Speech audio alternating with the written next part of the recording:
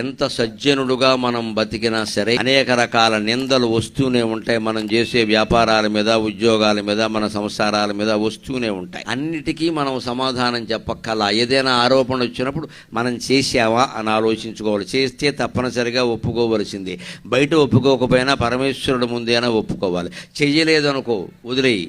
సముద్రంలో ఉన్నాక చిందులు తప్పవు, సంసారంలో ఉన్నాక నిందలు తప్పవు. ఎవరైంది ఒక్కటే, అనవసరంగా మన ఎవరైనా మాట అంటే మనం రెచ్చిపోవక్కర్లేదు. కుక్క మొరిగింది కదా అని మనిషి మొరగడు, కుక్క నుంచి దూరంగా వెళ్ళిపోతాడు, కరుస్తుందేమో అనేది.